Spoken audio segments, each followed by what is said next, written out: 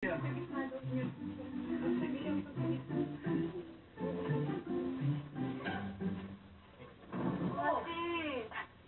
naman ako sa homework ko.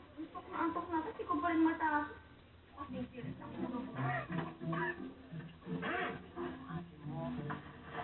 Sige, patay na. Konting na lang ito.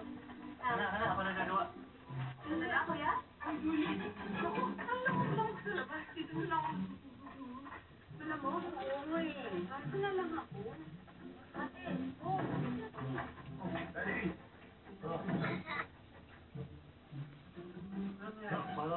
Parang nahihilo. Ha? Parang lumulutang ako eh. Parang, pagka mataas ang sugar ko, ganito eh. Ewan nyo, ha? Hindi ko alam kung saan yung ano eh. Ako nilagay. Ewan ko, parang nahihilo.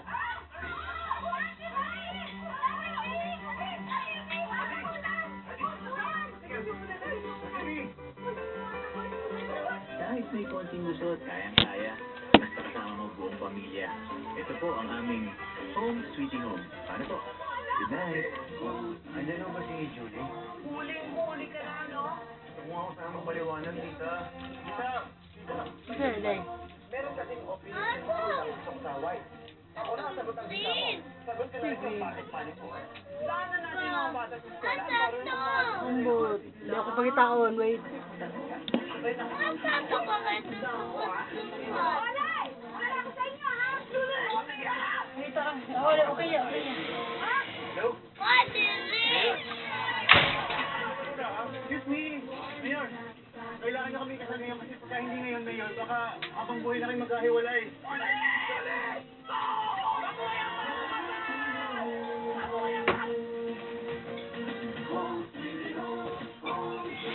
Tara.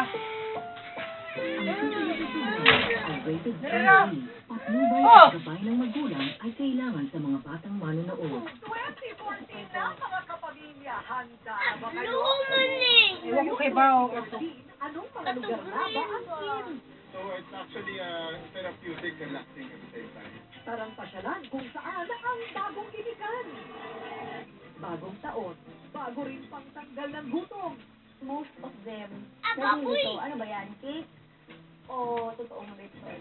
Tikman ang what's new sa menu. Para swertihin, may mga lucky charm at pwedeng gawin ngayong 2014. Ito ang tip ng feng shui para sa taong ito, 3 pirasong rosas na ilalagay sa sentro ng inyong bahay. Sa pagbalik ng taon, Bay Malas, Hello Buenas! Bagong bahay ng mga sikat ating maaakyat. Para hindi ako makagat ng nano. Takot-takot sa mga dingding. Lahat welcome dahil house bago ni Idolo. Buhay mag-asawa, paano nga ba kina Sir Chief at Maya? Bati ng mga fans, please be careful, bagong couple. Ako si Corina, at ito ang Rated J. Sa pagbubukas ng bagong taon, tahimik at masagalang buhay, siyempre ang hangat ng lahat. At kung medyo may mga nagbabadyaman daw na hindi magandang kapalaran, may pwedeng pangtaboy na paraan sa kamalasan. Di ang papasok naman daw ang swerte. Who? Bye, Malas. Hello, Buenas. Welcome 2014, ang Year of the Horse. 3 personalidad at eksperto sa larangan ng feng shui at astrolohiya. Para magbigay ng kanilang pananaw at payo, handa na ba kayo? Ayon sa isang master na si Marites Allen, ang bawat tao ay may sarili ng pampaswerte ayon sa oras at araw ng kanyang kapanganakan. Bukod sa lucky charms, alam nyo bang pwede rin daw magbigay sa atin ng swerte ang mga damit na isusuot natin? This is wearing clothes anyway, but does it have meaning to you? Doesn't have, right? In the good old days, ang meron lang karapatan gumamit nito ay yung mga emperors, mga empress. So ang gusto kong mangyari ngayon is to really reach out to the public, but it has to be in a correct way. Ayon sa Lucky Fashion Guide para sa 2014, ang 12 animal signs ay may kani-kanyang fashion tip. Tulad ng pagsuot ng damit na may disenyo ng maswerteng simbolo sa feng shui. Pero ang sikreto raw sa lucky fashion ay ang espesyal na mantra o dasal na kalakip ng pagkakagawa nito. So, meron ka pwede isuot na pantaboy sa malas. At kung may bago na lucky fashion, meron din tinatawag na personalized lucky hairstyle ayon sa iyong animal sign.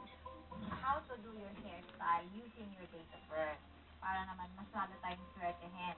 Gusto mo bang yumaman? Wealthy. I can recommend to you this hairstyle, an earth style. Ano pa rin buhok ni mo, Keeping the hair day? sa long, but medyo meron kang bang sa konti. So you can actually go for a dark blonde or a copper color. Si Alice na naman, you needed the metal element. Okay? It has to be like rounded and soft. Kailangan mo is a bit of medyo may pagka on the water element side. Recommended for her is this hairstyle. Halimbawa, may mga tao daw na magiging mas maswerte kapag mahaba ang buhok. Eh pati pala kulay ng buhok pwedeng maghatid ng buwenas sa'yo. Ang payo naman ni Master Hans para maging buwenas ngayong 2014. Makakatulong umano ang mga remedyo sa feng shui o lucky charm ayon sa inyong hangarin. Halimbawa, para mabantayan ang kalusugan, maglagay daw ng hulong sa silangang bahagi ng sala sa bahay. Para naman sa mga office na medyo maraming trabaho para maiwasan din ang problem sa health, is maglagay ng amethyst. Maaari raw maghatid ng buwenas sa pera kung ilalagay sa direksyong timog ang painting o figura ng kabayo. Make sure yung takbo ng oras is papasok ng bahay. Maging ang batong citrine ay makakapag-akit daw ng swerte kapag nilagay sa kaha ng pera. Para naman swertihin sa trabaho. Makakatulong daw ang figura ng kabayong nakataas ang harapang paa. Ilagay nyo sa south sector ng opisina nyo para ma-overcome nyo ang mga kalaban nyo sa trabaho or kalaban nyo sa mga ibang negosyo nyo. Bukod sa Lucky Charms, may mga simpleng bagay na magagawa daw sa bahay para pumasok ang swerte, ayon kay Master Hans. Para daw makaakit ng love life ngayong 2014 o para maging mas matibay pa ang samahan, ito ang tip ng feng shui para sa taong ito at pirasong rosas na ilalagay sa sentro ng inyong bahay. At dadagdagan siyempre ng larawan ng inyong iniirog dyan din sa sentro. Uy! Ito daw ang maswerteng alagaan sa direksyon ng north ng inyong bahay. Ang Lucky Nine o 9 na pirasong isda para isang buong taong maswerte ang iyong career. Para naman sa respetadong astrologer at feng shui consultant na si Paloma, ang taong 2014 ay tinawag niyang Young Wood Horse. 3 active elements ng taong natin will be wood, fire, and earth. Okay? Pero sa tatlong yan, ang pinaka malakas sa kanilang lahat ay ang fire. Okay? Expect that next year will be really very hot. Weather-wise. Ngayong taon, nagbabala ulit si Paloma ukol sa maaaring dumating daw na kalamidad na kailangang paghandaan ng tao. Well, expect fires, gunfire, serious pocket wars, gulo sa Mindanao, pwedeng lumawag yan, earthquake, because of earth, fire and earth together produces volcanic eruption.